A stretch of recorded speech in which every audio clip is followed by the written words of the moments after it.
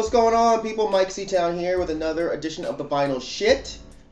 Before I get started, real quick, you guys know I have my other segment for What Do You Want to Know? I need more questions, so please submit some if you have them. You can submit them through my Tumblr. You can submit them through Twitter by hashtagging WYDWK. And Tumblr, Twitter, what's the other one? Oh, my discussion board on YouTube. You can submit them there as well. So yeah, that out of the way, let's talk about records. First record I'm going to show you, this is the Animal Liberation Comp. This was a record that came out, I believe, in the late 80s. It was put together to benefit PETA. It's mostly really bad dance music. Honestly, the majority of the songs are laughably bad. It starts off on a pretty a pretty high note with Nina Hagen and Lean Lovitch doing "Don't kill the animals, don't kill the animals are free, hee hee hee." It's got a Chris and Cozy song that's really not very good. It's got a song by Colorfield called "Cruel Circus" that's really not good. Welcome to the circus. Tell me what you see. Honestly, dude, there's really no reason other than novelty to own this record. Yeah, it's basically like songs go from mediocre to just downright terrible. So, yeah, I don't even know why the fuck I bought this, honestly. There's a little envelope to send your money to for PETA. There's a nice gatefold insert here. With a really disgusting picture of a poor puppy being experimented on. So yeah, support animal rights, even though this record is fucking awful. By the way, I am celebrating 20 years vegan this month, so yay me. Next record I'm going to show you, and the biggest disappointment of the entire year goes to, drum roll,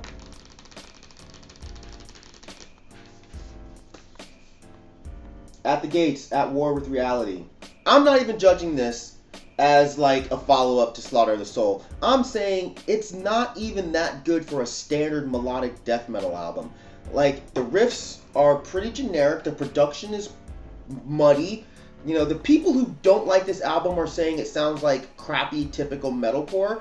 And sorry, I kind of have to agree. It's a bunch of rehashed melodic metalcore riffs with a lot of bad mosh parts. Like, I'm just not impressed. I expected so much more than this. I really hate to say this because I love At the Gates. At the Gates is one of my favorite bands, and Slaughter of the Soul, as well as With Fear I Kiss the Burning Darkness, those are two of my favorite melodic death metal albums.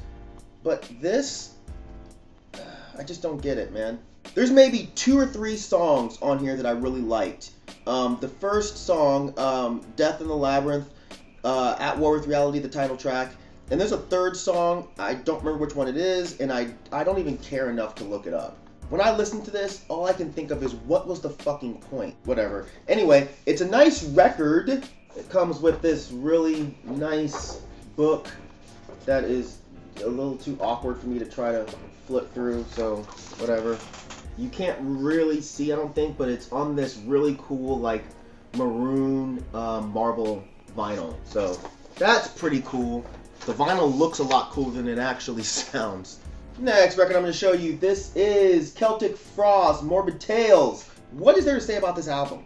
You know, classic first wave of black metal, in the vein of course, Venom, early Bathory. To be honest, while I really like this album, this isn't my favorite of that era of thrash or black metal. I don't even listen to this record that much. I would much rather listen to something like Welcome to Hell by Venom or The Return. But this is still a cool record. I believe this is, if not first press, this is definitely one of the earlier pressings. It's a little beat up, but not too bad.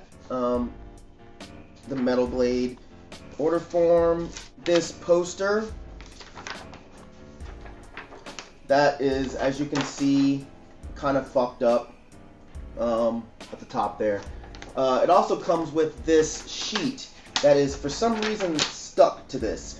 I don't know what the fuck the dude was doing that previously owned this record. It totally smells like cigarettes. Who knows, man? Fucking Hesher could have been fucking listening to this album and just fucking splooged all over this thing, man. And now it's totally stuck to the paper. And I don't want to try to pull it off because all I'm going to do is just make it worse. It's just cool to have the original pressing of this album, even if it's not in the most amazing condition. And don't act like I'm being gross or it's that far-fetched about the fucking Hesher sitting in his room jerking off listening to the fucking Celtic Frost. That's totally rational. Any of you guys that fucking either were Heshers when you were younger or new Heshers, come on, dude, what else did they do besides smoke cigarettes and jerk off? Let's be real about this. Next record I'm going to show you, this is Cocteau Twins, Otherness. This is a pretty cool EP, man. This is actually a remix EP done by the guy from, oh my god, Seafeel. I don't remember his name, actually. But Seafeel is another really good band, kind of a shoegazy, electro-ish post-rock band. They're pretty cool. But this is really neat. Still very ambient in sound, but it has more beats added to it.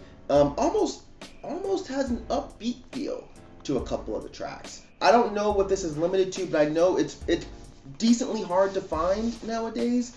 And mine is actually in really, really good condition. I don't remember where I bought this from, but I know I got it pretty cheap. But printed inner sleeve, which is really nice. Standard black vinyl. But yeah, I'm pretty stoked about owning this. Next record I'm going to show you, this is Shirley Collins and the Albion Country Band. This is No Roses. I've talked about Shirley Collins on my channel before.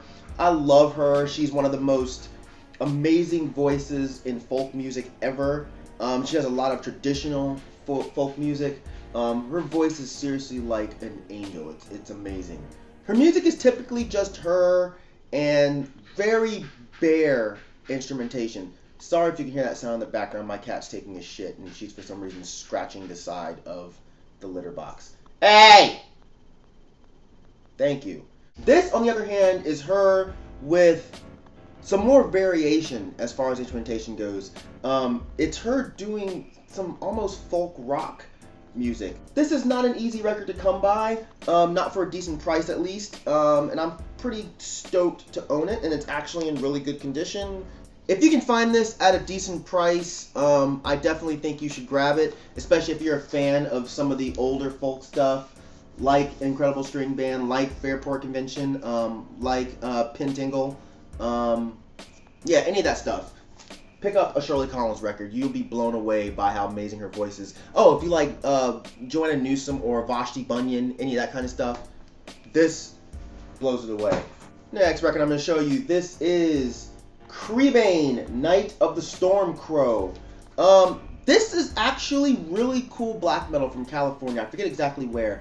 But this is the kind of black metal I absolutely love. It's grim, it's fuzzy, it's dark, it's ugly. But while being all of those things, it doesn't get too grim to the point where it just sounds like shit. You know, he has a really good sound on this record. Not really much to show here. It's a picture disc with him. I don't know the dude's name, but he looks ridiculous. Yeah. It's limited to 500 copies. I really have never looked it up to see, you know, how much it's worth or anything, because typically I just don't care. But this is a fantastic record if you like ugly black metal. Next record I'm going to show you, this is The Crimson Curse, Both Feet in the Grave. This is back when Screamo was actually cool, before it turned into whatever the fuck it is now. Back when it was really innovative and good music. This was part of the whole San Diego punk scene. It had Justin Pearson from Locust and Swing Kids. It had Eric Allen, rest in peace, from Unbroken. It was just, like I said, really cool. Screamo kind of had some death rock influences in there, especially in the guitar work. Basically, if you were a fan of Swing Kids, I really think you'd like this record. It's on this really cool clear vinyl with these flies on it. Hope you can see that. It's actually pretty cool. Next record I'm going to show you, this is, come on dude, Cro-Mags, Age of Quarrel, classic New York hardcore. If you're a hardcore kid and you don't know what this album is, you are not a hardcore kid. You are a loser. This was one of the most important bands from that scene, like Agnostic Front, like Sick of It All, like Warzone. You know, they were one of the earliest bands to kind of like do the thrash crossover. This is some weird bootleg that I picked up in Asheville because I had it on CD, didn't have it on vinyl. It actually sounds pretty good. I can't lie. I mean, the original doesn't sound awesome either. So, I mean, this is perfectly fine to own. So yeah, if you can find this bootleg or non-bootleg, you should definitely pick this up because, I mean, it's... I believe, honestly, if you like hardcore, this is an essential album to own.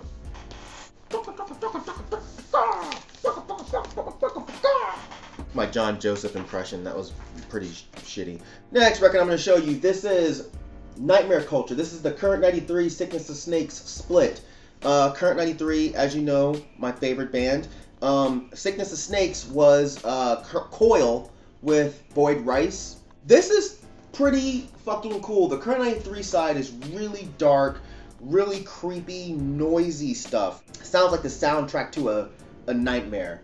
So it's fantastic, of course. The Sickness of Snakes side is actually really cool too. Super weird shit, noisy soundscapes with like one of the songs has like weird animal sounds on it. Martial industrial sounds with some extremely unnerving, noisy backdrops. This record is fucking awesome. One of my best friends, Alex, found this for me, which was the coolest thing ever. Because it's not that it's super hard to find, but to find it in a decent copy at a decent price is pretty hard. But yeah. Next record I'm going to show you, this is Current 93, Channel. David Tibet calls this Channel. What this is, it's 3 tracks from the latest Current 93 album, I Am the Last of All the Field That Fell, one of my favorite albums this year. It's 3 of those tracks remixed. It's cool. I wouldn't say it's necessarily essential unless you're an obsessive like I am, then you need to own it. But it came with black cover and white cover, and of course, since I'm a freak, I got both. But let me brag for a minute. Not sure if you can see that all that well, but it's actually he signed it to me, to Myke Seatown, which is just awesome. I absolutely love David Tibet. I think he is an amazing, beautiful person, and everything he does, I purchase because I believe in him, and I believe he's one of the last true, pure artists of our time. Again, signed to Myke Seatown. Love David Tibet. Yeah, it's just amazing. And for those of you that have been asking about the interview that I did with David Tibet, yes, it is still coming out. I have to just get the approval from him, he's extremely busy, so it's no rush on my part. But hopefully I'll be able to get that out to you very soon. Next record I'm going to show you, this is Dawn, The Eternal Forest. This is the demo years, 91 through 93. Dawn is one of my favorite blackened death metal bands ever. I definitely think they lean more towards black metal than death metal, but label aside, they're just amazing. This is them before they kind of made that transition to what they ended their career on. This is more traditional, old school Swedish death metal. If you're a fan of Dismember, Entombed, Unleashed maybe, this is definitely for you. Or if you're just a weird completist like me that wants all the Dawn stuff, you should definitely try to find this. It's actually pretty good. It's not too generic. The riffs are pretty awesome. So yeah, I mean, it's worth owning.